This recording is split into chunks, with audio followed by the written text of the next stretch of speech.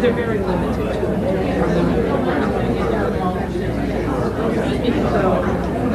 so it's been good. This gives them a lot more.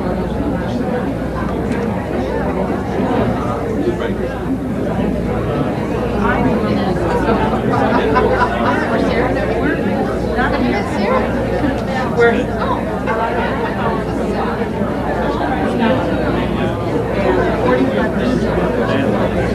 but we're not near anything. So I don't know.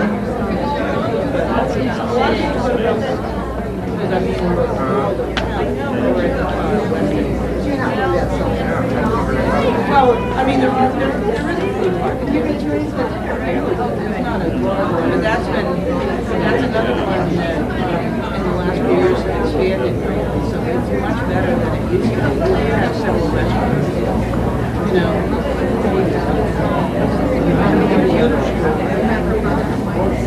But see, with college students, you gotta have food somewhere. We used to have natural food store. They moved to a larger space, and then after they moved to a larger space, it was less accessible. We've been just able to walk downtown. Not a smart move on their part. So now you have to go to like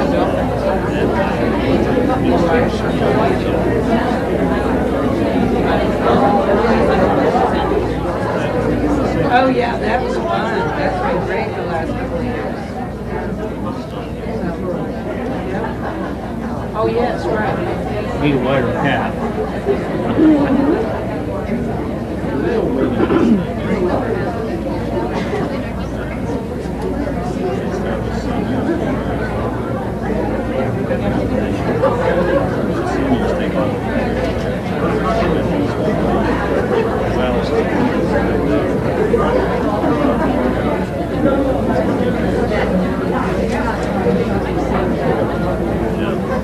Seniors get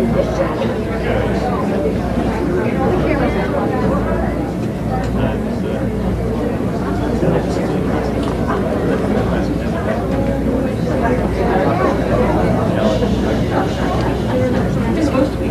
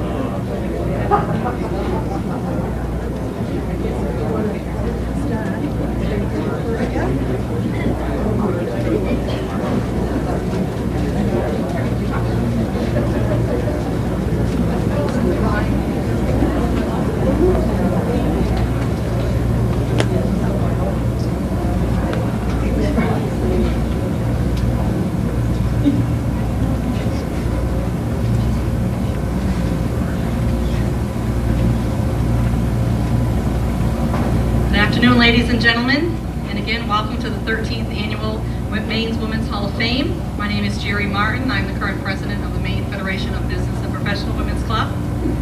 Each year, this ceremony is held here at the University of Maine in Augusta during the month of March in observance of Women's History Month to women who have made an outstanding contribution to improving opportunities for all Maine women. In my opinion, this is one of the most eloquent part of BPW's functions for the year. We have honored some magnificent women in the past, as we will here today. This is a great honor. Our first honoree, as you can see on the wall, was Senator Margaret Chase Smith in 1990. She was a chartered member and a past president of the Skowhegan Business and Professional Women's Club, and she was also a past state president for the Maine Federation. And today we honor Dr. Theodora, I can pronounce your Kalikow. Okay, thank you. Today we also had our author, Katy Perry, here for a book signing. I had first heard Katy at our fall board in October, and I could sit and listen to her speak all day. I just want to say again, welcome, and the ladies have prepared a wonderful program for today. I hope you enjoy it. And now I would like to turn it over to Tom Abbott, University of Maine of Augusta.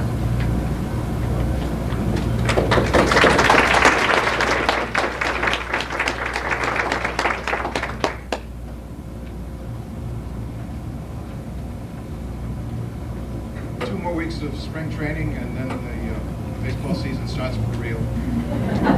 It's not snowing today. The sun just came out, and we're here to honor Theo Kalikow. I don't think it gets any better than that.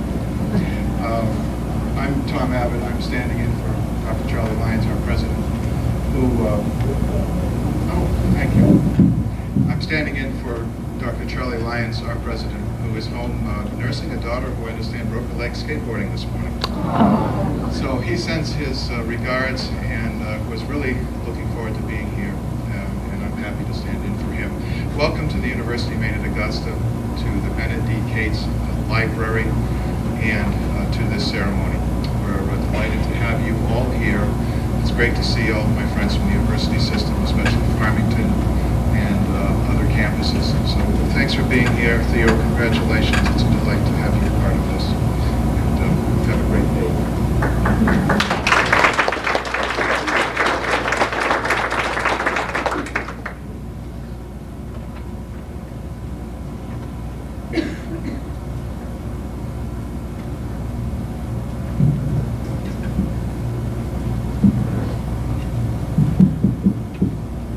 Hello, I'm Jean Hammond, and I'm president of the BPW Maine Futurama Foundation. And before I began reading the comments that I pulled together at a late hour last evening, I have to tell you that Katy Perry's recollection this morning of hearing the bells and whistles in Seal Harbor at the close of World War II brought back very distinct memories to me, because on VJ Day, I was a high school kid at a music camp on the campus of the University of Maine at Farmington. And there were bells and whistles, and somebody came up with a truck, an open-bodied truck that we all piled into, and we toured the town and blowing the horn and screeching as only high school kids can do. It was a very stirring moment, and Katie's recollection of her experience brought all that back to me, so I digressed.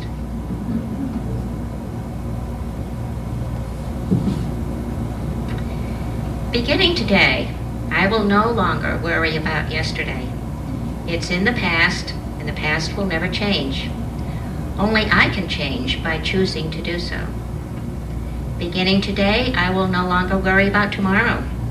Tomorrow will always be there, waiting for me to make the most of it. But I cannot make the most of tomorrow without first making the most of today. Beginning today, I will cherish each moment of my life.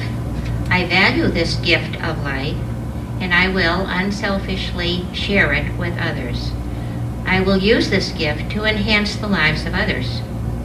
Beginning today, I will take a moment to step off the beaten path and to revel in the mysteries I encounter. I will face challenges with courage and determination. I will overcome whatever barriers there may be. Beginning today, I will learn something new. I will try something different. I will savor all the various flavors of life. I will change what I can. The rest I will let go. I will strive to become the best me I can possibly be. I've been quoting from a piece by an author unknown to me, but I find this to be a powerful message, and one that aptly describes all of the women honored by the Maine Women's Hall of Fame. Each honoree, in her own way, has stepped off the beaten path, has made the most of her todays, has faced challenges with courage and determination, and has been the best me that she could possibly be. These honored women stepped off the beaten path in their own lives, faced and dealt with obstacles and challenges, and made significant contributions to the lives of all of us. They have carved out careers as lawmakers, humanitarians, activists, scientists, teachers, writers, administrators of colleges and social service programs. Along the way, they have blazed trails for other women. They have been mentors and role models. Directly and indirectly, each of these honored women has made a difference, a positive difference, in the lives of many other women. We recognize their accomplishments and honor them for their humanity. But at the same time, we realize that there are millions of unsung women whose contributions have helped to shape the contours of American life. In Maine, business and professional women, through the BPW Maine Futurama Foundation, are pursuing their dream of recognizing women who have contributed to our state's life and culture. The commitment of the University of Maine at Augusta to provide a permanent home for the Hall of Fame has provided access to Maine's capital city for this impressive and important historical display. The Maine BPW Futurama Foundation awards scholarships to Maine women seeking to earn an education and sponsors the Maine Women's Hall of Fame. This is what we're all about. I thank all of you for your financial contributions that make both possible. Because the nominating organization for today's honoree is not really represented up here in our select little group in the front of the room, I would like to take just a moment to recognize the American Association of University Women, Waterville branch, of which I'm also a member, for sponsoring Theo for this event. Would the AAW members just stand up quickly, just a show of hands or something here?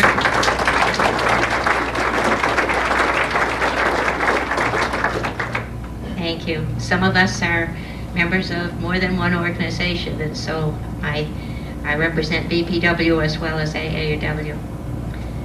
And today, as president of the Maine Futurama Foundation, I recognize the continuing support of our own business and professional women's local clubs, the BPW Maine past state presidents, and our friends. Thank you all for joining with us today and recognizing another woman who's making important contributions in Maine, Theodora Kalikow. Theo, we're proud to honor you today.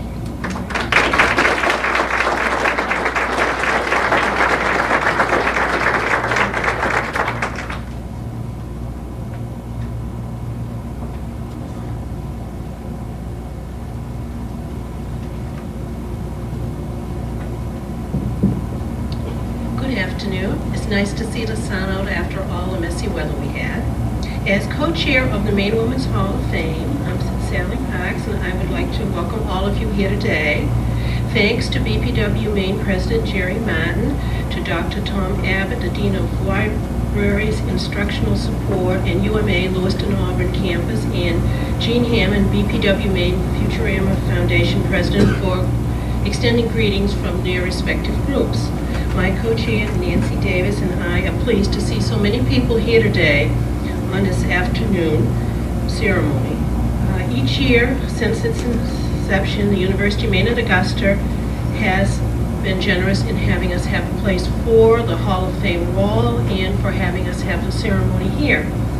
And we do it in the month of March in observance of Women's History Month. And we have established a couple of years ago that the third Saturday in March will be the date all the time for the Hall of Fame. We all enjoyed the presentation by Katy Perry on her memories of Maine. I'm sure that, as with Jean, we all had thoughts of different times that we have had some of those same experiences in our own lives. And we hope you took advantage of her being here to purchase her books, to buy them as maybe gifts from people, and she was gracious to autograph them for us. And at the same time, we had a special stamp cancellation arranged in cooperation with U.S. Postal Service. This is the first year for us to have a special cancellation for the Hall of Fame, and I understand this is something we will be able to have each year. So for those who would like to collect stamps, it's another reason for coming to the event. And the stamp will be at the Augusta Post Office, so if someone still wants to have that cancellation, they can get in touch with the Augusta Post Office and have it. And the silver tea this afternoon was arranged for your enjoyment by the BPW Maine past state presidents, and I'm glad that you all were able to partake of that. The Hall of Fame itself is dedicated to women who have met 3 criteria that we have set for the Hall of Fame. First, a woman's achievement have had a significant statewide impact. The woman's achievement significantly improved the lives of women in Maine. And third, the woman's contribution has enduring value to women. Nominations are submitted by a variety of organizations, businesses, individuals. We have an independent panel of judges that review all the nominations very carefully to select 1 or 2 to be inducted each year. This year, we are honored to have one Maine woman to induct, Dr. Theodora Kalikow, who is the president of the University of Maine at Farmington, and she was nominated by the Waterville branch of the American Association of University Women of Maine. We are also honored to have at least one previous inductee here today, Caroline Gentile from the University of Maine at Prescott. Caroline, would you stand up, please?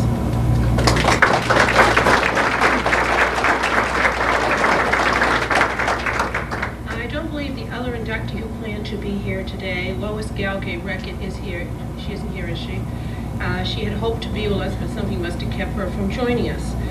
We are also saddened by the passing in the last year or so of 3 previous inductees, Brownie Shrump, Elizabeth Russell, and one of last year's inductees, Linda Smith-Dyer. Several people who couldn't be here today asked me to express their congratulations to Dr. Kalikow, and they made contributions in her name to our scholarship fund in her honor. Governor Angus King thanked us for inviting him to participate in our 13th annual Maine Women's Hall of Fame celebration honoring Dr. Theodora Kalikow.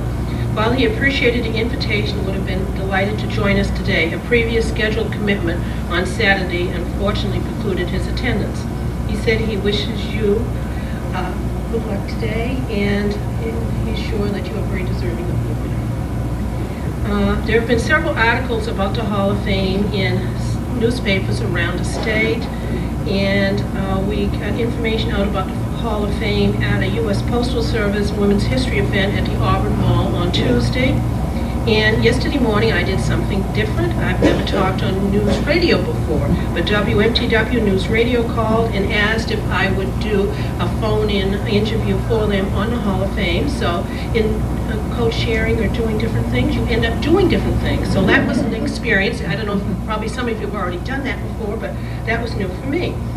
And I also had a phone call from the one who does a national newsletter for the postal stamp cancellations, and the cancellation for this Hall of Fame will be in their listing. They do between 20 and 70 cancellations across the United States each week, and they do a publication that lists them all so that we may get other people showing interest in the cancellation in the future from it being in there this year. And he wanted to make sure he got an invitation next year so he'd know who it was to honor, because he found out we were doing it, but he didn't know what it was for, so he called and talked to me. So it was nice talking to someone in another state like New Jersey who was interested in what was going on here in Maine. So you see how we are beginning to get our name out there more.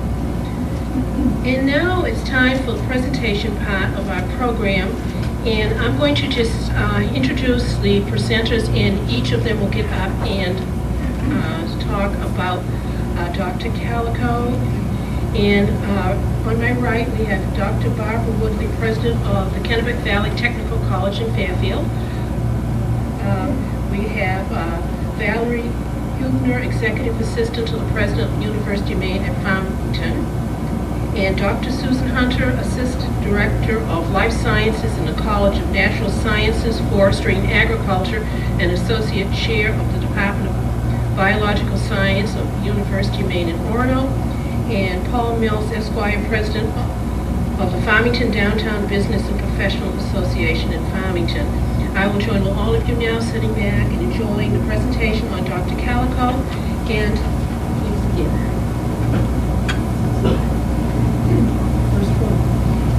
Well, good afternoon. I am delighted and really honored to be invited to say a few words about Theo Kalikow. Theo is someone I've thoroughly enjoyed working with and someone I deeply respect and admire. The difficult part is, of course, knowing where to begin. I learned of Theo's work long before she came to Maine. Colleagues in New Hampshire spoke about her energy and commitment to improving opportunities for women, and how fortunate we'd be in Maine to have her join the higher education community. My colleagues were most accurate. Theo has contributed in extraordinary ways since becoming a Mainer, and in ways for which we are truly grateful. Theo hit the ground running, both in her capacity as president of UMF and as an initiator and teacher of the Academic Management Institute, a program of the National Network for Identification of Women Leaders in Higher Education. Theo clearly carried the ball in annually organizing this year-long event. Those of us serving, she inspired those of us serving on the planning committee to do more to make the Institute successful. And when inspiration fell short, she gave assignments. Theo gets the job done. The result has been incredible. Women from higher education institutions across the state have developed the knowledge and self-confidence to set their sights higher. Theo has helped women to see their potential differently. Now, KVTC, where I work, has enrolled 23 women since the program's inception. I gathered these remarks from graduates. First, President Kalikow helped me fine-tune my personal skills to become a better leader in my current capacity. She challenged me to work through some really difficult issues. Another graduate said, participating in the Institute enabled me to develop new skills, which I believe have helped me grow and become more effective in my personal and professional life. And finally, a graduate said, she helped you see the big picture. Theo does a wonderful job of growing women in academia. And on a personal note, I'm privileged to serve on the Board of Visitors at the University of Maine in Farmington. And in that capacity, I've grown to appreciate Theo's strong sense of community and her dedication to enhancing opportunities for its citizens. Theo's vision of the university as a participant in the community and her capacity to build partnerships in new ways have been inspirational to all of us. You'll hear about her exceptional work with such projects as a community fitness center, a community university library, performing arts center, and on and on. Theo's leadership at UMF has made a lasting imprint on the surrounding communities. Her passion for service learning through her leadership in Maine Campus Compact has touched the lives of students across the state. She's earned respect and praise among leaders in higher education throughout Maine and beyond for her great work in promoting civic engagement. Now, we can add this to Katie's list that you jotted down earlier. In our work together, Theo has taught me some great life's lessons. First and most importantly, we need balance in our lives. At a point when I was especially mired in the challenges of my job and somewhat discouraged, Theo advised me to get a life. Advice she adheres to, which is why she is so healthy, energetic, and positive. Theo's stories of her adventures hiking in Colorado and her international travels really reinforce this message. Secondly, we should not take ourselves or our circumstances so seriously that we lose perspective. Interim Chancellor McDowell shared a story with the UMF Board of Visitors. He described Theo sticking out her tongue and offering a Bronx cheer to her university colleagues in a discussion at the President's Council. Clearly, Theo enjoys the ability to laugh at herself and to maintain perspective. Finally, when she's determined that a goal is worth achieving, setbacks are merely minor deterrents along the way. Theo's focus, I am sure, is a major contributor to her great success. The committee chose well. Theo Kalikow has taught us, inspired us, and helped us to reach our individual potential. She's been a most positive force for women in Maine. And I say congratulations, Theo, and thank you for the opportunity to participate in this great event.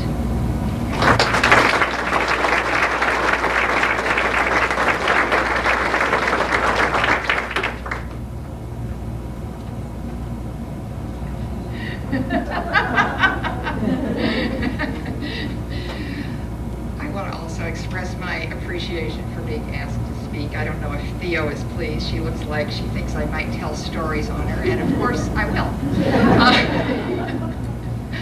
And I also wanted to say, Katie, how much I loved your remarks and how additionally delighted I am that you're a UMF alum. Okay. We'll start off formally. Theodora June Kalikow has been president of the University of Maine at Farmington since the fall of 1994.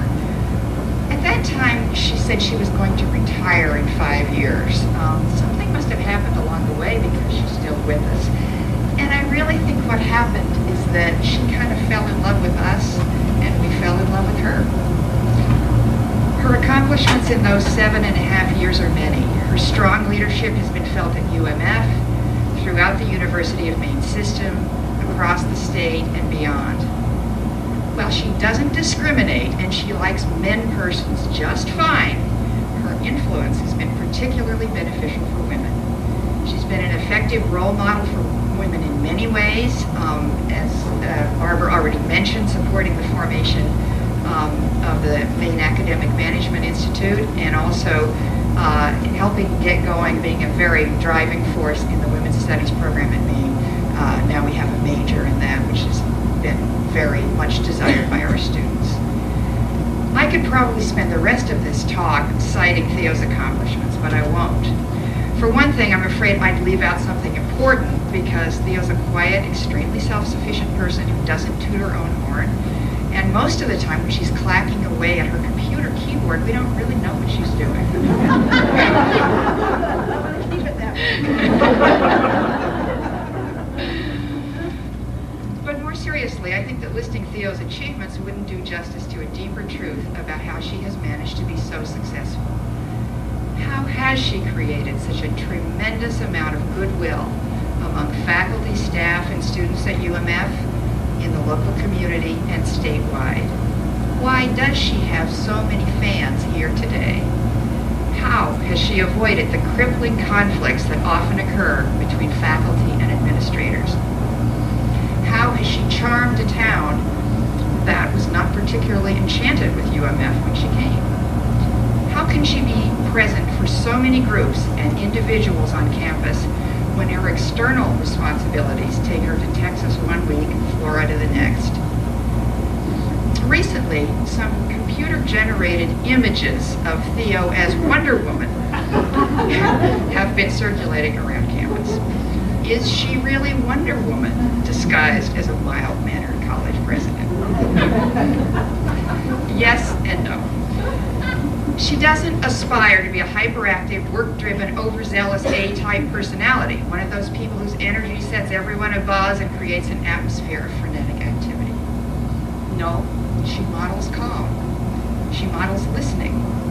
She models reflecting on important issues. She models reading, learning about the big picture, and thinking conceptually about what needs to happen. Yet she gets more done than anyone I've ever been around. And as Barbara mentioned, she has a life, and she leaves the office at 4:30. Anyway, I'm going to tell you some of her secrets. These are her secrets. She hires good people. She trusts them. She inspires them. She holds them accountable. She is clear about what she wants from them. She says no unambiguously and yes unambiguously. If there's a problem, she says, fix it. She affirms good ideas and dedicated people. She gives them the support they need to do the job. She encourages their creativity. She helps them find their own voices and appreciates their differences. And she leaves them alone. She doesn't micromanage the outcome of a project or think she has to be filled in on every detail. The result of Theo's style is that in our office we work in a calm atmosphere in which we are very busy and turn out a tremendous amount of work, but we don't waste time and energy in worry mode or crisis mode or protect yourself mode. We are clear about the values we operate under and the goals we're trying to achieve because we know where we're headed and we have the information we need in order to do our jobs. Theo generates this environment of calm productivity wherever she's working. Meetings she leads start and end on time, are focused and informative, and have clearly assigned responsibilities for tasks to be done. She has a marvelous way of understanding trends and currents that will affect higher education, and yet not losing sight of the details that have to be taken care of in order to get results. She sees where change has to occur and insists on it, but she trusts others to hammer out the details of how to get from point A to point B. Theo doesn't blather about her values, she lives them. She's committed to making a small rural state university in Maine outstanding in every way, even on an extremely tight budget, and she uses her prodigious intelligence in the service of this goal. I once asked her if she missed her academic work. She said, "No, being a president just means I use my brain in a different way." Under her watch, UMF has increasingly been able to attract outstanding faculty, staff, and students who value its invigorating, human-friendly, open environment. During her years as president, UMF has also had recognition as the #1 college of its type in its region, and it's gained the confidence of donors who have made unprecedented donations to support special initiatives. Theo does the consistent, quiet, unremarked work that makes all the difference in the long run. She pays attention to the details that matter to people, showing up at faculty lectures and concerts, rugby games and alumni events, community suppers, and student presentations. People remark about Theo, "You know, she really cared about how my class was going. She helped me carry my stuff into the dorm the first day I was at UMF.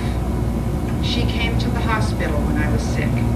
Or she helped the right people get together to talk and solve the problem.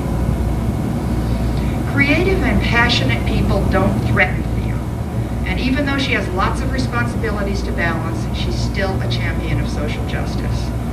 Responding to student anti-sweatshop advocacy, she announced that UMF would be the first Maine institution of higher education to adopt a clean clothes purchasing policy.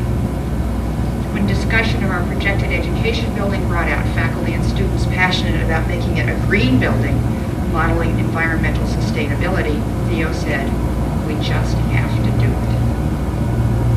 I can't offer Theo as an example of any particular kind of leadership. She's an original. She's comfortable in herself, in her clothes, in what she thinks, and how she comes off. People relax around her because pretense in her presence would be absurd. She likes to mix a little mischief into her day and can be found creatively misbehaving.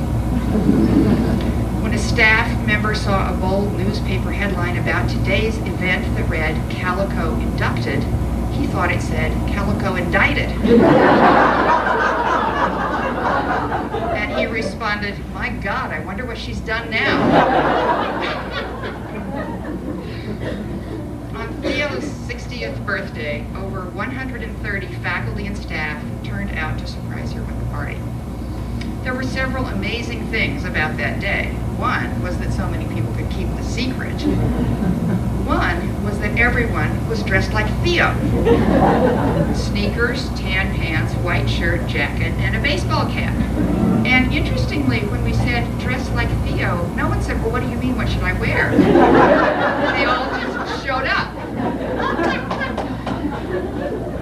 Another amazing thing about that day is that she laughed harder than anyone else at jokes at her expense.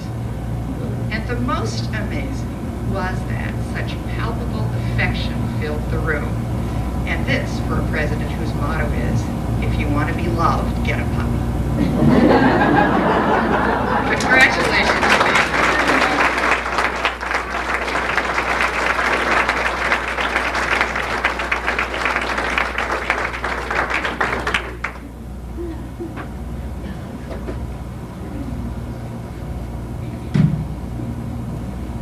As I believe the program accurately recites, my name is, for those of you who don't have programs, I'm, or or watching this on Kevin McShane's cable television in Farmington, Channel 11. Hello, Kevin. My name is Paul Mills, but I really don't, the gratifying aspect of this presentation, and one of the reasons I'm asked to speak, is that I don't need to make that introduction to so many of you, because so many of you are here from the Farmington area to Augusta, where this presentation is occurring, all the way from Paul and Emily Floyd, Will Roberts, Alan Berger, Kevin McShane of Channel 11, Mount Little Community Television is here, as is Deborah Bird from some of the same facilities. Sonny Parlin from New Vineyard, a longtime teacher in the school system in SAD 9. I'm sure I've left a few. Oh, there is Bill Geller. Certainly last but not least of the ones I readily recognize, and I'm sure there are many others. Now, I mentioned the reason I was asked to participate is because I was invited to speak on Theo's accomplishments with respect to the community and the University of Maine at Farmington. And unlike, I think, most of the other speakers, I really don't have an academic professional background, and I was never a matriculating student at the University of Maine at Farmington. But I have felt like an honorary, or sometimes maybe a dishonorary, member of the UMF community. As many of you realize, I spent nearly the first 25 years of my life growing up in a home that was at the southeast corner of the campus. In fact, it was the president's residence, or unofficial president's home, for a number of years before my family acquired it. And then, as fate would have it, I've spent nearly the last 25 years of my life at the opposite, looking out at the opposite corner of the campus, at the northwest corner of the university. My second floor office in Farmington. I can look down the street and see through the window, binoculars, which I don't use, Theo Kalikow's office. And I don't know if she looks back at mine, I don't know. All right. So that I have been to one degree or another, physically, literally or figuratively, on the outside looking in, and sometimes on the inside kind of looking out, and also walking across through the middle of the campus. I'm president of the Downtown Business and Professional Association, and the university has been a very active member of that organization, partly through the enthusiasm and the participation of Roger Spear in that organization. I've been well acquainted with the developments and the accomplishments that Theo Kalikow has engaged in during the last 7.5 years. She's been with us, and I certainly hope that she stays with us for as long as any way medically possible.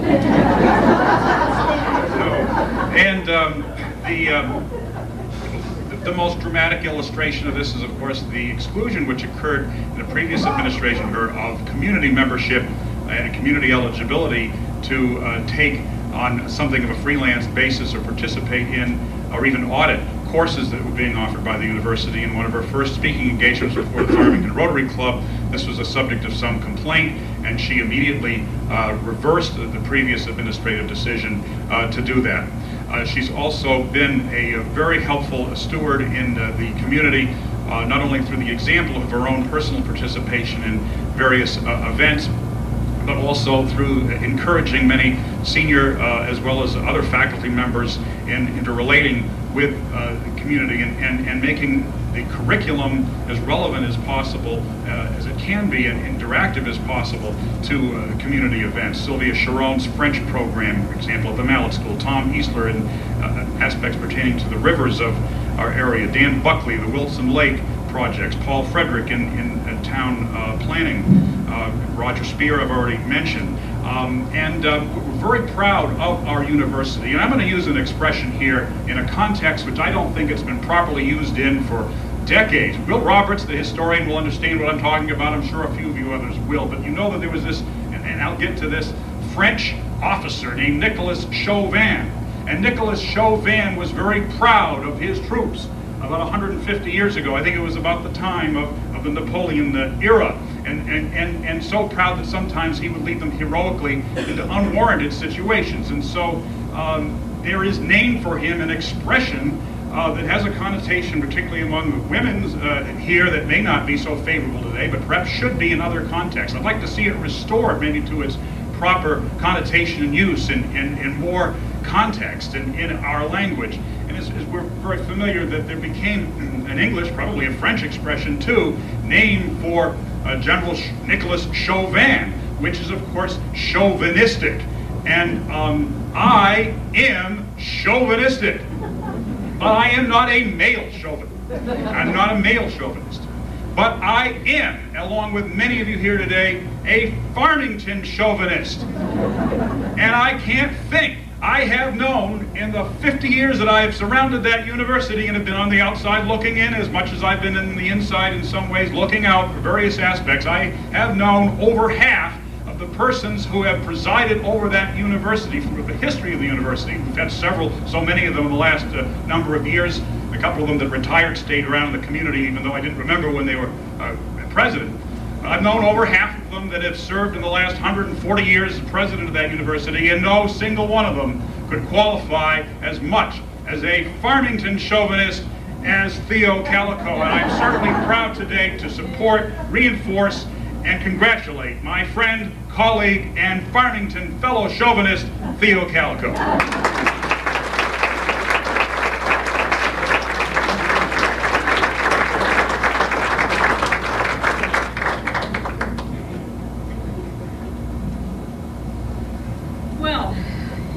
Really great to see so many people. Can you hear me in the back? I normally lecture to a room of 300 students, so I'm sort of used to this crowd aspect. It's just wonderful to see so many people have come out to honor Theo on what is truly a wonderful and very special occasion. I have a teenage son who's 17, and his favorite response after being chided about either the volume of laundry generated, which is absolutely unbelievable for one human being in a week, or the fact that we've run out of glasses in the kitchen because they are all in his bedroom, or the fact that there is this pile of hockey equipment in the entry and our whole house now smells. He looks at me with a deadpan and he says, "But Mom, you have no friends." And clearly, that is not the case for Theo. And it's wonderful to see that so many of them have come out today and can celebrate here with her.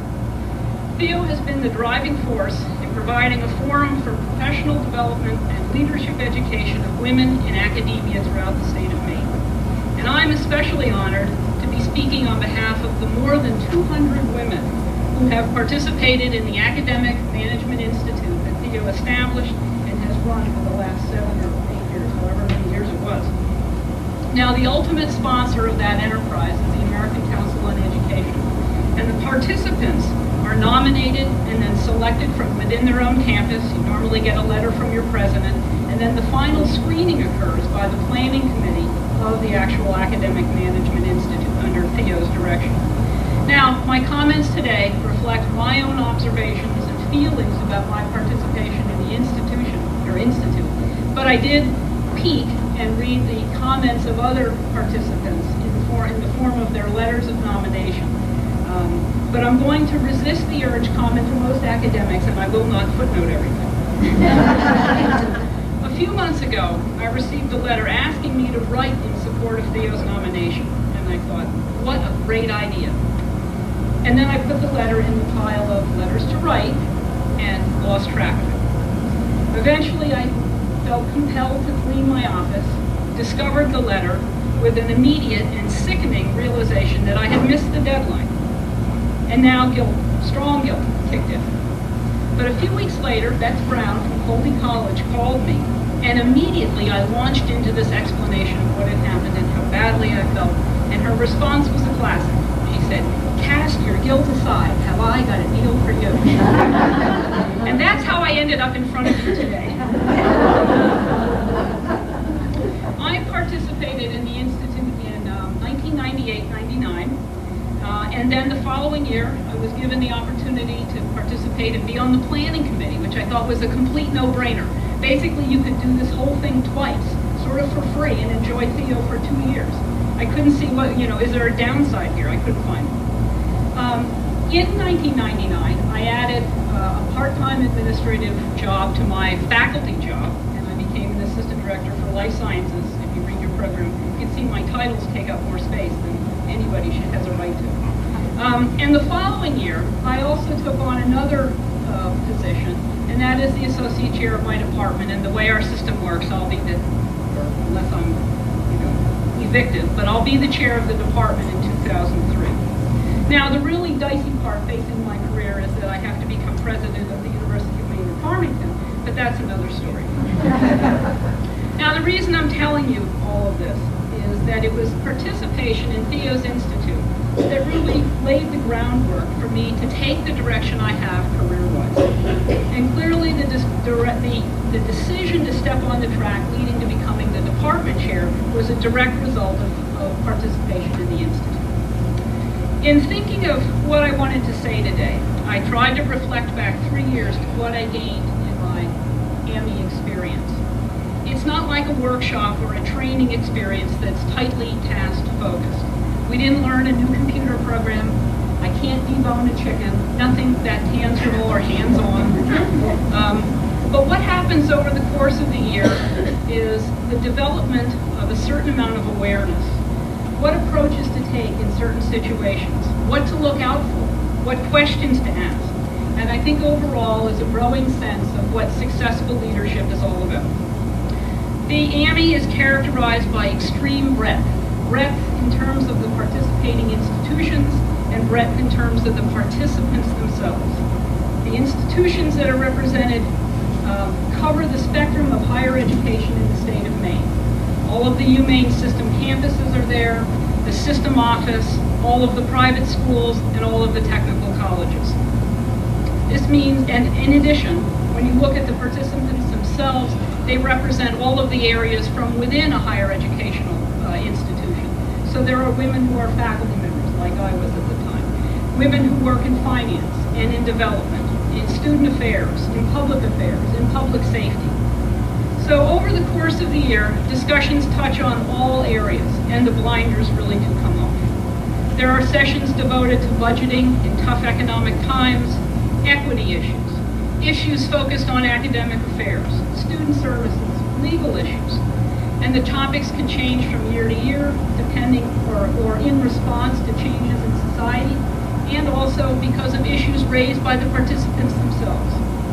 The topic of the glass ceiling is addressed head-on, and the importance of networking is emphasized over and over and over and over. The questions raised by the participants are fascinating, because with all that breadth comes a vast assortment of perspectives. In participating in the Institute, you can't help but develop a much finer appreciation for what I think of as the texture of institutions. You start appreciating the subtleties in a way that you didn't before. It's far, far too easy to spend years working without really developing an appreciation of the whole enterprise. And the obvious problem with such a blindered approach is the tendency to become part of, and perhaps even worse, a strong advocate of the silo mentality, and not really project the broader downstream consequences of decisions and policies.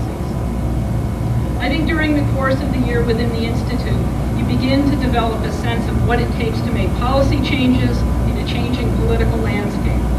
It's important to understand what change can be mandated, and when the course of change has to be more subtle and nuanced in order to get to the desired endpoint. It may mean taking a more circuitous route, but ultimately getting there. The inclusiveness of the Institute helps to increase the impact of the program on each participating school. It gives the participants new perspectives on the roles and challenges faced by women throughout their institution, and with that increased awareness comes the realization that the participants can now mentor other women on their own campuses and serve as more effective role models. Another aspect of the Institute experience that I truly appreciated and want to mention is the role of mentors. Now, some of what a mentor does is clearly gender neutral and career oriented. My Ph.D. advisor is a wonderful man, now fully retired, who prepared me very well for a career as an academic scientist. His wife was also an academic scientist administration and ended her career as the Chancellor of the University of California at Riverside. Her role as one of my mentors had the added dimension of gender, and it's a role that Theo has played and continues to play so successfully within the state of Maine. When you have a mentor who is a president or a chancellor, your perception of the landscape and the possibilities within that landscape are fundamentally altered. Working closely with women in positions of leadership means that your reality base includes women in those positions. Now, do I believe that the world will suddenly have only women university presidents? No. I'm too much of a realist, but it is a pretty pleasant thought.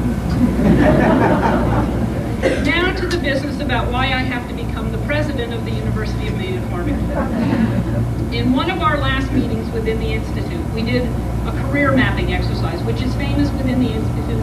Every year you do it. Everybody who's participated has always done it. And the assignment is to bring in a resume or a curriculum vitae and even a letter of application if you're actually thinking or in the process of applying for a different position. And at the end of the afternoon, we had to announce our 3, 5, and 10-year career goals. Well, 3 and 5 I did, but I hadn't thought about 10, to be quite honest. So when put on the spot, I said my 10-year career goal was to be the president of UMaine Farmington. Theo laughed as hard as everyone else, but was diplomatic and acted as though it wasn't totally outrageous. Now, it's pretty improbable that I will end up as the president of Farmington, but if I did, I sure would be following in some wonderful footsteps. She's held in very high regard by her campus, as you can tell from the comments today, and by her community. UMaine Farmington has a very strong national reputation under her leadership, and she has worked very effectively at promoting successful town-gown interactions. And one example of that is the famous library project, a total success and a model. Women from all across the state of Maine have benefited from Theo's leadership, guidance, wisdom, and absolutely over-the-top sense of humor. She has played a significant role in empowering and uplifting women who have gone on to reach for higher goals than they ever thought possible. After only a short time in her presence, you see her own sense of excitement at helping women develop leadership skills, focus on their career development, and develop a much better understanding of the full scope of the higher education enterprise. And her enthusiasm is absolutely infectious. Now, my relatively brief comments can only sketch the outlines of what will be a very long-lasting legacy within the state of Maine. I'm honored to have been here today, and I hope in some way to have painted the picture of how much my 200-plus colleagues and I have gained and how much we appreciated the opportunity to work with Theo. Thank you.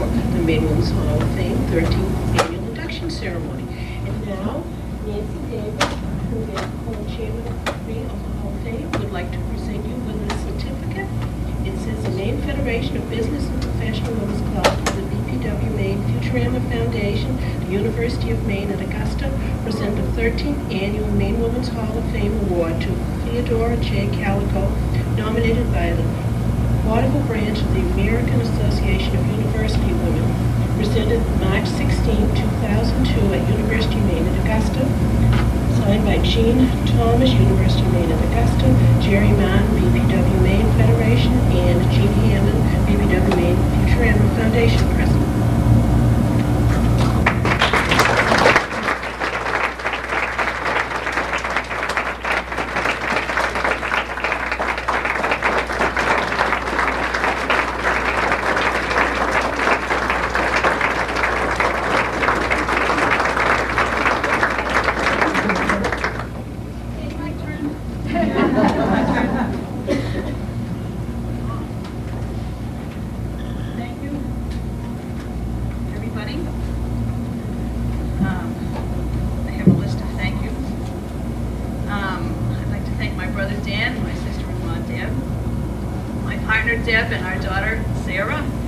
many UMF and Farmington and other friends, the participants in the Maine Academic Management Institute, the sponsors of this event, Katy Perry, UMF alum,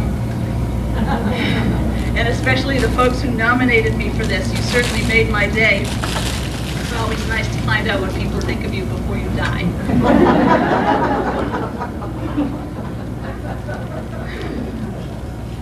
I'd like to spend a few minutes talking to you a little bit about my work on issues related to women and why I think it's important. You think it's important now, so I can think it's important too. I got to take you back in time to 1968.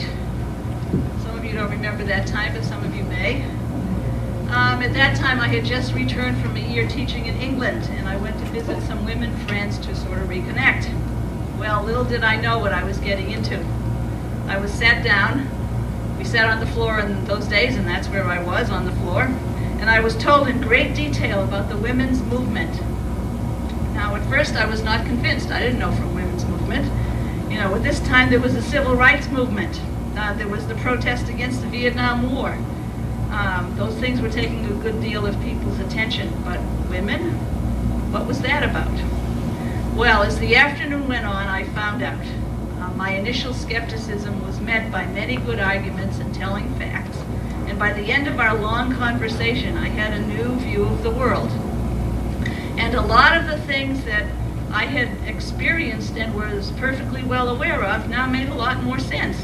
For instance, once upon a time I worked at a medical school in one of the labs. And why was it that there were 100 medical students taken in every year and only 2 of them were women? I don't know. Were women not qualified? No, they just didn't take women.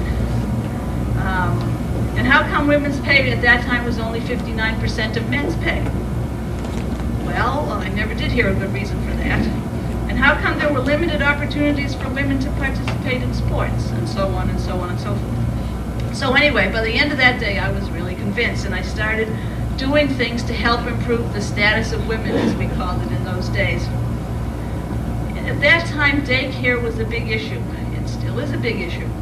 But we suddenly realized that women could not work or go to school with the same freedom that men did if they also had the main family responsibility for childcare. So sure, in the long run, we had to change social assumptions about social roles, but in the short run, we needed daycare. And that was the beginning of my work on that. I'll tell you one story about that. The trustees at my then institution, UMass Dartmouth, needed to be convinced that we needed daycare. They didn't think we needed it. So there was a board of trustees meeting. So the word went out, bring the kids. So we had them crawling around and screaming and throwing up at the trustees. And by the end of the day, they understood. Women's studies.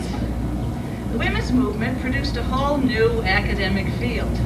As women academics, journalists, and activists started writing history, political commentary, literature, and everything else you can imagine, as well as combing the past for the lost histories of women's achievements in every field.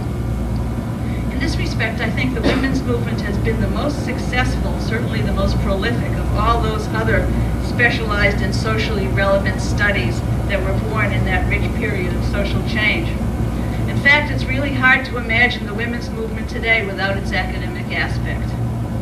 Well, we started a women's studies program back then by the simple expedient of gathering all the interested women, faculty, students, and staff together and starting to read things on Saturday mornings. We would get together and have coffee and read this stuff. And pretty soon we said, why are we doing this on our own time? Why aren't we doing this in school?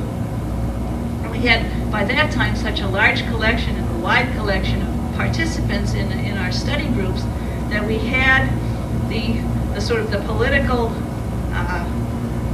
political masses to construct an interdisciplinary program in women's studies and get it passed through the university process. And everywhere I've been since then, I have either made sure that the women's studies program was going along well, or augmented it, or did whatever I needed to do to keep that happening.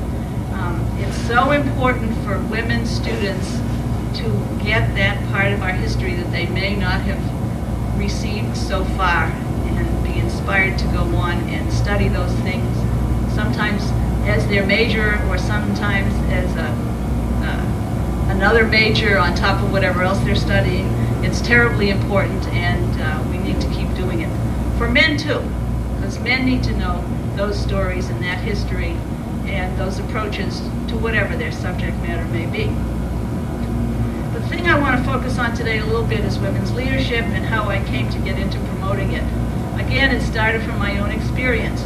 Around 1980 or so, the American Council on Education, which is a Washington-based higher education organization, started state-by-state gatherings of women interested in going into the administrative end of things. They had noticed something. They had noticed that only about 5% of college presidencies were held by women at that time, and most of them were nuns. They were the presidents of small women's colleges, Catholic-oriented, and that was about all there were in terms of women presidents. So they thought they should identify more women who had the potential to move up and get mentoring and eventually become presidents themselves. And thus was born the American Council on Education National Identification Program, a very, very successful program in that today about 30% of women college presidents are now sitting, which is a long way to go, but definite progress. And we have 2 of us here today, and there are several more in Maine. Well, I went to the program in Massachusetts, and it really did change my life. I was impressed with the quality of the women I met, and I came to believe we could do this. We had the same sort of beginning introduction to higher education issues across the board that I try to give now. Several of us were inspired to go on and become college presidents. So I took the plunge and became an academic administrator. One day the president of my university called me up and said, "Come see me tomorrow morning." And as some of you have already heard me say, I had the stereotypical response to this, "Oh God, what have I done?" Well, what he did was ask me to be his assistant. And so from one day I was a faculty member, and the next day I was assistant to the president, and it was a great culture shock, but I found that I enjoyed it very much. He then sent me off to be a fellow at another institution to learn more about higher education administration, and then I decided I wasn't going home. And I ended up as the dean of the College of Arts and Sciences at the University of Northern Colorado. Well, here I was in a state where I know nobody, zero. And I figured I needed a network real quick. This was in about 1983 or 84. So I figured I better start a management institute so that I would get some friends, have friends. So I got a co-conspirator. Several of you may know her from UMF, Brangwyn Foote, who was our interim provost for a year. I happened to meet her, and she had a similar idea about what we needed to do, so we started doing it. So here I am in a state where I know nobody, calling up people cold and saying, "Come and speak to our institute." Well, I got to know everybody pretty soon. I knew all the people who were in politics or who knew how to do budgets or who knew how to do whatever else. This was the way I built my Colorado network, and for 3 or 4 years when I was out there, I ran an institute for women in higher education leadership. Let me just say, Susan has talked somewhat about the basic structure of the institute. We ask presidents to nominate up to 2 folks per institution per year, and we have people from all over the place with all levels of academic preparation and all kinds of jobs that they do at their college. And we meet on different campuses. It's amazing how many folks have never been to most of the other campuses in Maine, and you get to go, you get a little tour, you see how the other folks live, and that's a learning all by itself. We have some very high-level speakers that come, such as Barbara, and some folks that know about various things, lawyers and other college presidents and specialists in budget or personnel or publicity or whatever we're talking about. And there's a lot of opportunity for networking. And I started learning some very important lessons as I started running the Institute about what it takes to help women become leaders. I just want to tell you a couple of them. First, a lot of women need to find their voices. They may have lots of talent and experience, but if they're not convinced they can speak, they won't be able to lead. What we do in the Institute is give lots of opportunities for speaking, comparing ideas, sharing experiences, and we listen hard to each other. I'll give you a couple of examples. In Colorado, one year, we start the Institute by everybody standing up and introducing themselves, saying who they are, what they do, where they're from. Not a problem. We had one woman one year who could not get up and say her name in front of everybody. And it was interesting to see. We had, 35 people in the room, and all of a sudden we realized we're faced with somebody who can't talk. And you could just see the feeling go around the room of, oh my goodness, what are we going to do to support this woman? And just spontaneously, somebody got up from her chair and came over and held the woman's hand and sort of patted her a little bit. And gradually she was able to start talking. By the end of the Institute, people just kind of kept paying attention to her, and through the 5 sessions that we had over the year, people paid attention. And by the end of the Institute, you couldn't shut her up. That's good. This year we had an example of a woman from UNE, who was the woman who was in charge of being implementing the OSHA regulations. I think it was about lab safety. And one of the rules of lab safety is nobody can be in a lab by themselves.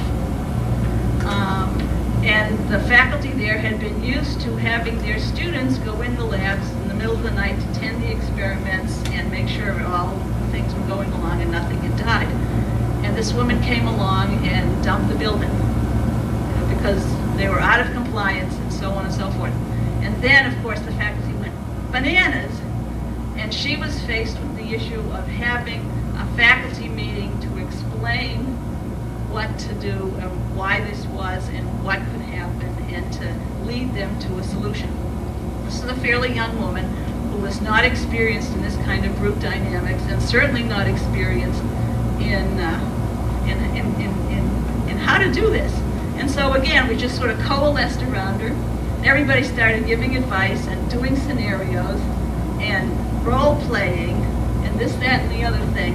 And the next institute, we all came and said, well, how'd it go? How'd you do it? And she finally had the meeting and she lived through it. And I think she felt it was pretty successful. This being really listened to and helped is very empowering. It gives you a sense of confidence in the group, and it gives you very important lessons in how to carry on and prepare. And everybody else in that room who was coaching her also learned. Another thing we do is we demystify areas of higher education that are not one's expertise.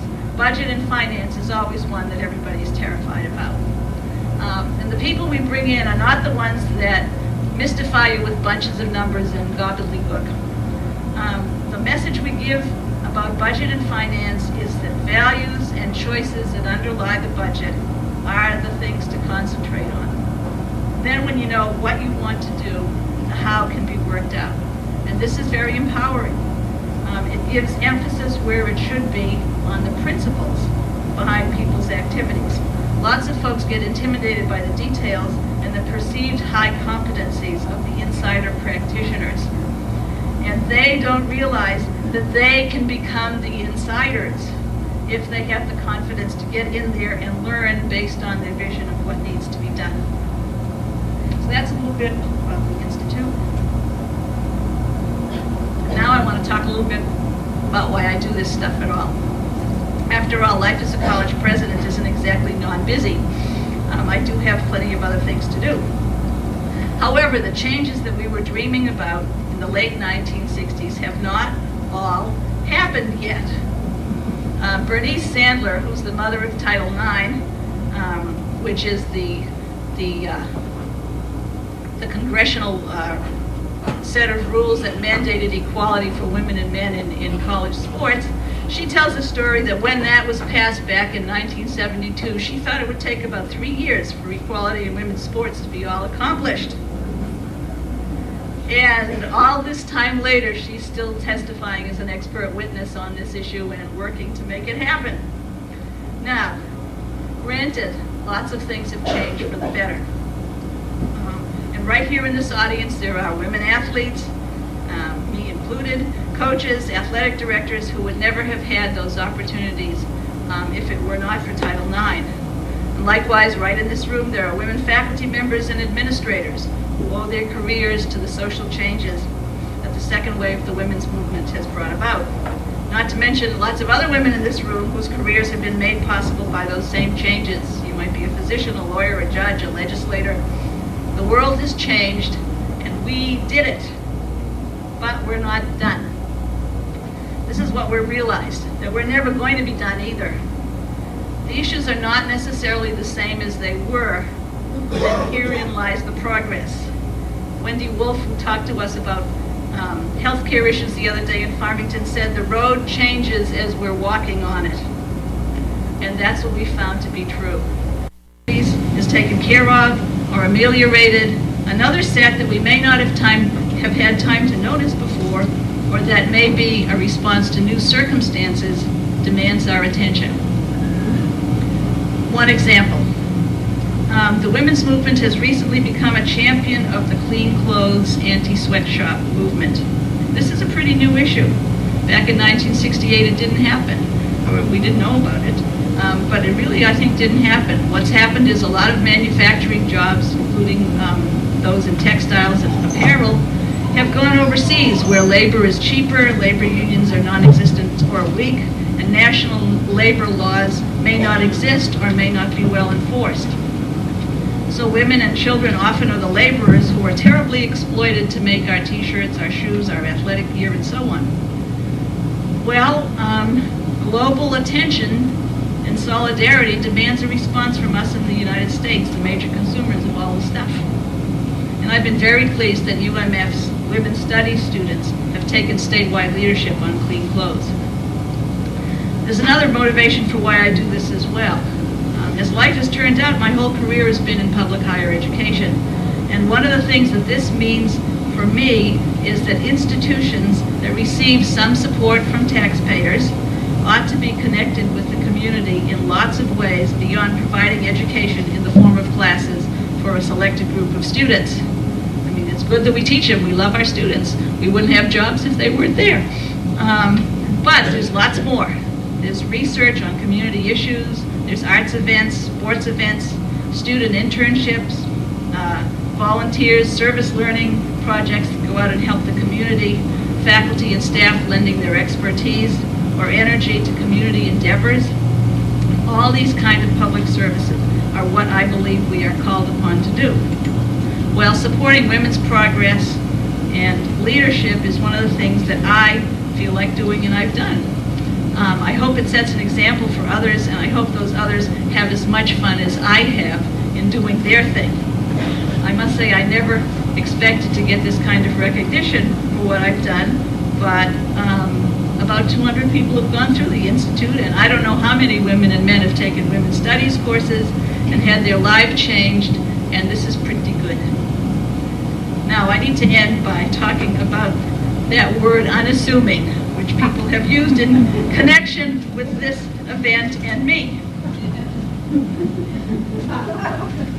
Now, I think that what it means to me is this. I don't know what it means to you, but this is what it means to me. Just because you have a high position does not mean that you have to act like a pompous idiot. Also, having achieved a position where people look at you, and they do, all the time, maybe not with binoculars, but they are always looking. That means to me even more especially that you have to act like a human being. As Dave Barry says, the person who was nice to you but not nice to the waiter is not a nice person. This is true. Trite as it may seem, one teaches by being, so you better be a good example. Oh, it is so hard to realize that your mother is right. But she was. And I'm sorry she's not here today to hear that in person, because that would make her day. But understand, it's okay to be a little bit eccentric. In fact, as long as people are going to scrutinize you and look at your every action, you might as well get them to look at what you want them to look at.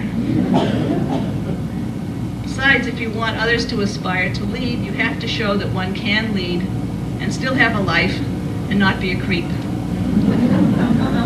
Those of you who really know me know that I would usually say 4-letter words, but I'm not allowed.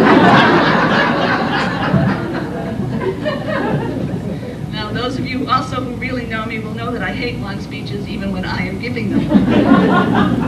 So I'm going to end with my thanks again to all those who conspired in my nomination and selection to the Women's Hall of Fame, to the organizers and sponsors of this event, and especially to all my predecessors who have been so honored, and especially Carolyn, who's here.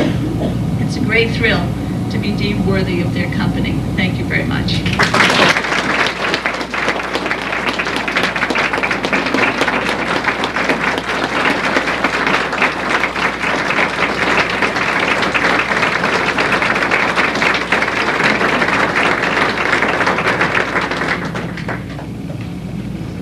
It has become the practice of the Women's Hall of Fame each year to present a book to our honoree.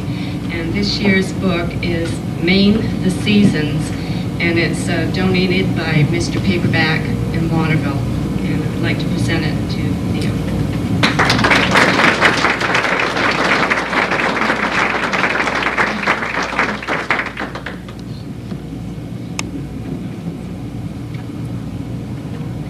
My task in this year's event is to wrap up, so that's the good news. At this time, I would like to present Elaine Edwards, Diversity Specialist from the United States Postal Service in the District of Maine, if she'd come forward.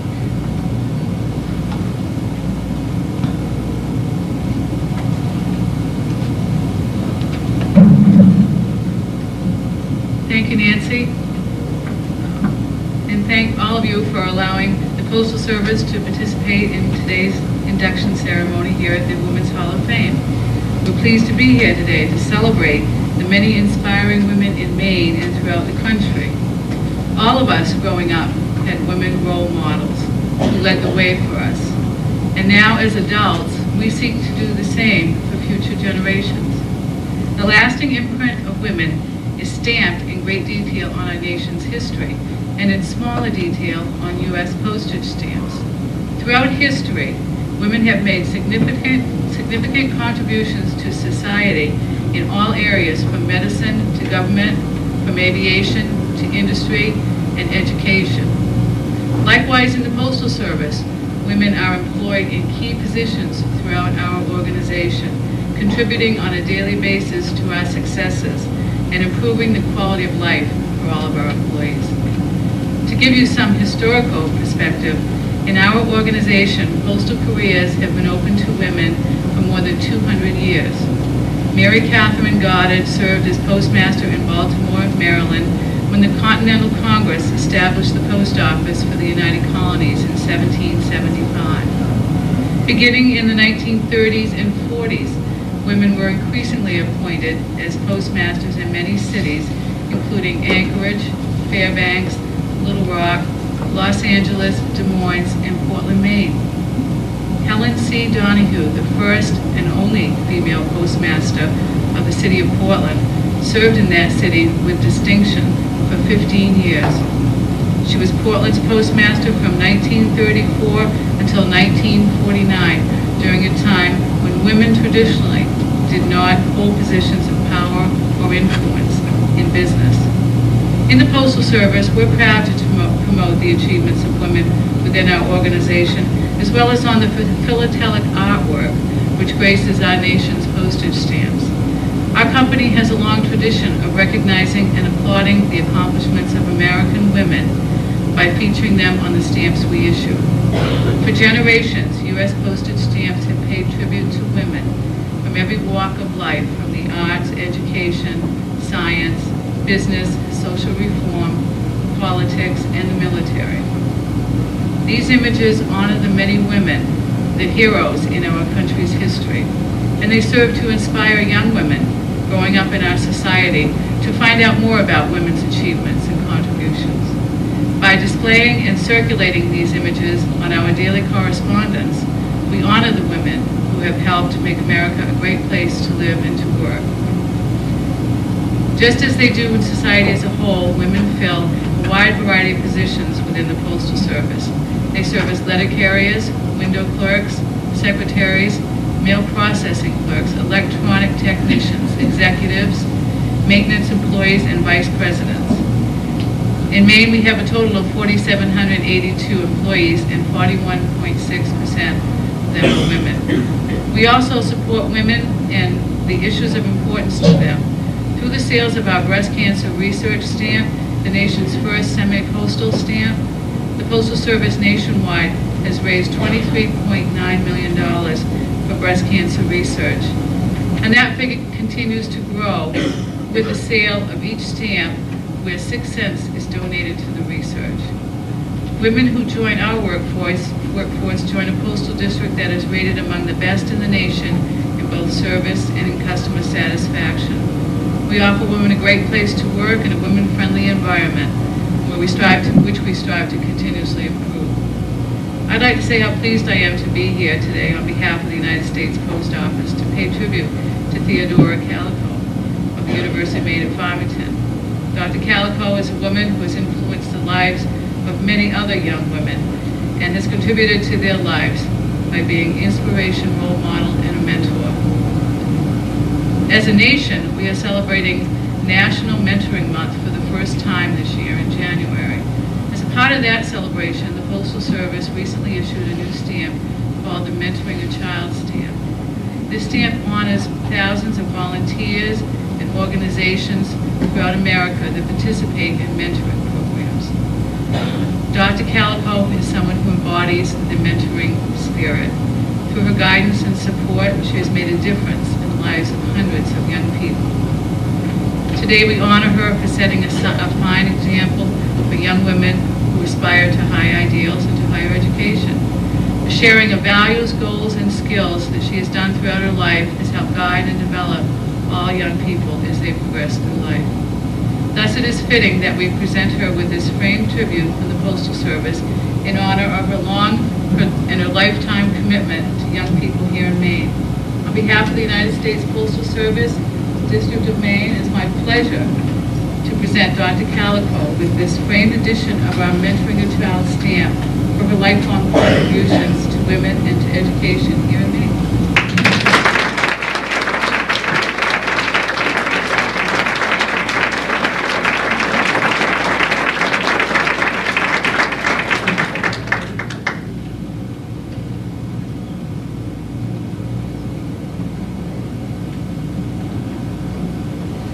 Congratulations to Dr. Kalikow, our newest inductee to Maine Women's Hall of Fame. Thank you for all you have done on behalf of women in the state of Maine. Our sincere thank you to your family and friends who have come to share the celebration with all of us here today, and to the speakers who shared information and events from your outstanding career. Thank you. Thank you to those individuals and businesses who support the Maine Women's Hall of Fame and the BPW Futurama Foundation with their generous contributions. We have recognized them in today's program. Thank you to Norm Davis, no relation, for his expertise in preparing the program booklet for this event. And I would like the following to please stand and be recognized. Our State President, Jerry Martin, from Maine Business and Professional Women.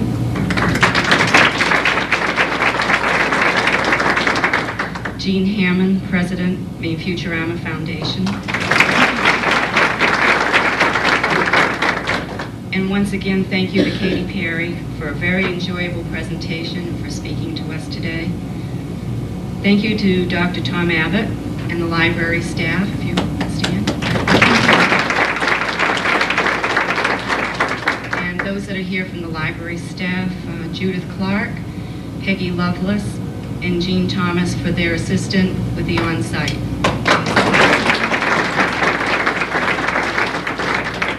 We would also like to acknowledge the judges, Peggy Lovelace, the University of Maine at Augusta. Is Peggy with us this afternoon? She's not here today. Okay. Audrey Daigle, the Maine Centers for Women, Work, and Community. And I don't believe I saw Audrey this afternoon. Genevieve Goltz, AAUW. Genevieve. Nicole Clegg from the Family Planning Association. Nicole's not with us. And Sally Ann Parks of Maine Business and Professional Women. And thank you to Elaine Edwards for the excellent presentation from the U.S. Postal Service. We appreciate your joining us again this year. Thank you. A special thank you to the BPW Maine past state presidents for their work again this year on the Silver Tea. It was once again very enjoyable. The committee was led this year by our president-elect of BPW Maine, and she is Leah Ewing. If Leah would stand.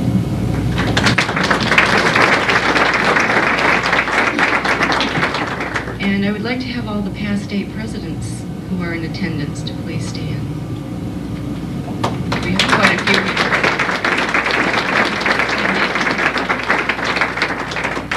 And thank you to all of the committee chairs and those who worked so hard on the Hall of Fame committee for this year's event.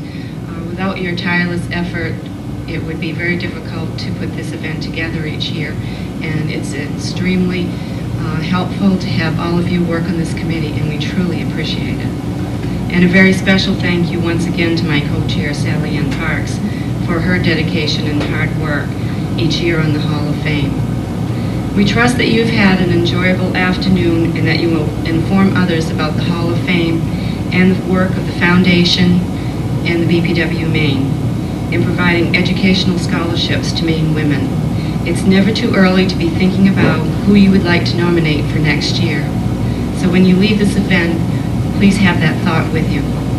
Thank you all for coming and in sharing this special event. And for those of you who may have forgotten on your way in to sign our guest book, we would like for you to do that on your way out. And we wish you an enjoyable rest of the afternoon. And once again, congratulations to Theo Kalikow.